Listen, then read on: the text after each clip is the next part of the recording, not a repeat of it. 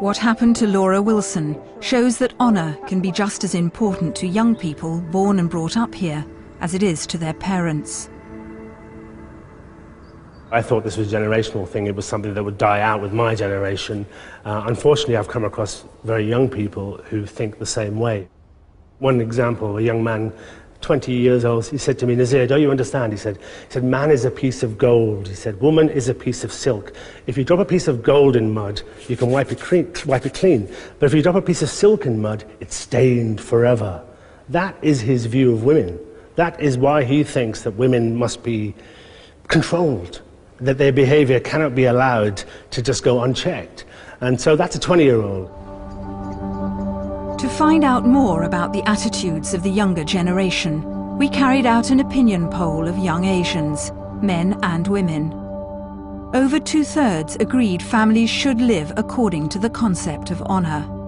Interestingly, the younger age group, between 16 and 24, felt more strongly about it. At first, only 6% of the total said it was right to physically punish a woman who brings dishonour on her family.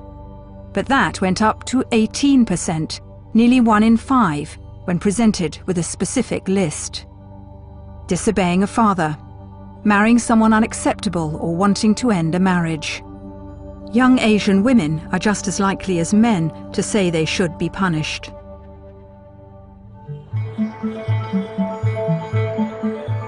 The key to changing attitudes to honour lies in education. Boys need to be taught what's unacceptable, girls to know they don't have to suffer in silence. The campaigner Jasvinder Sangera approached 100 schools before finding this one, prepared to let her in to talk about this sensitive issue. Why don't schools want you to go and talk to them? It's the same old thing. We don't want to offend communities. We don't want to touch on and tread on cultural toes. You know, these excuses because they've been trained to be culturally sensitive. 1/3 of children here are from ethnic minorities. Jasvinder tells them her own story. I came home from school, I was 14. My mother sat me down and she presented this photograph to me. And she said, "Jasvinder, this is the man you are going to marry." And I said, "But Mum, I want to finish school." She said, "No, where you're going, you don't need an education, you're going to get married." This school already has some experience of the forced marriage and honour abuse she's describing.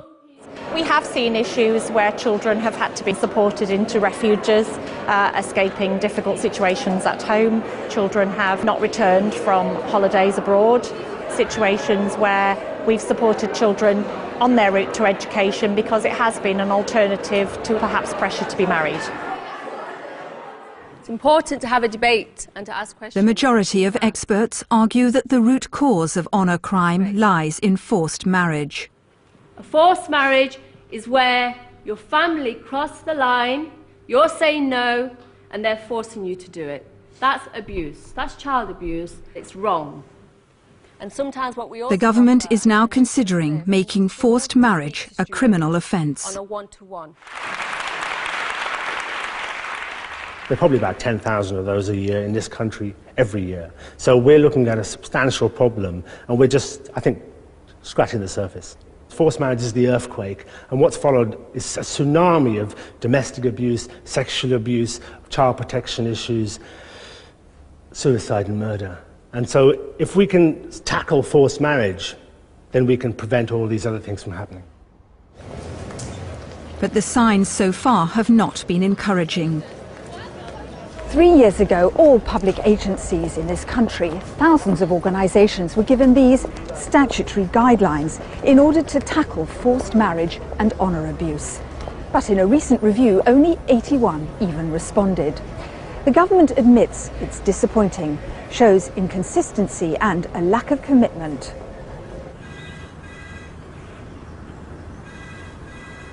Considering that she is a minor and she's 15, it's really important that they do become involved in order to keep her safe.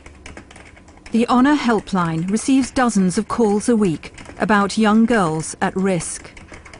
The parents have found a text message in her phone and they believe the text message to have been from a boy. They'd actually beaten her and kept her off school. And there's talk of her going to Pakistan in the half-term holidays. And what might happen to her in Pakistan? She's concerned that when she goes to Pakistan she'll be married.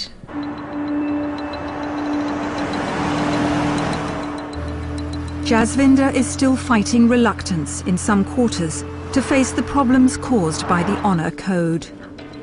I've yet to see community leaders, religious leaders, Asian councillors, politicians give real leadership on this. They don't, because they know it makes them unpopular. They know this is happening, and to know that significant abuse in your communities is happening and not to demonstrate real leadership on this is extremely irresponsible, it's morally wrong and it's morally blind. Those who are trying to tackle it say all honour crimes must be confronted. It needs to be said that the vast majority that we see involve the Muslim community, of which I'm a member. My view is that there's no place for multicultural sensitivity in this situation. This is something that we cannot tolerate. The moment that I stop looking at a community because somebody tells me it's too sensitive is the moment I pack up my file and walk out the door.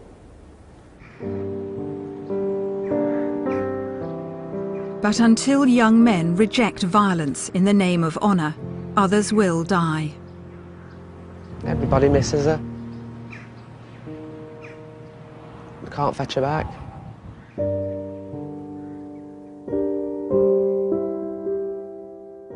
And until more families speak out against the dangers of honour, women will continue to suffer in silence.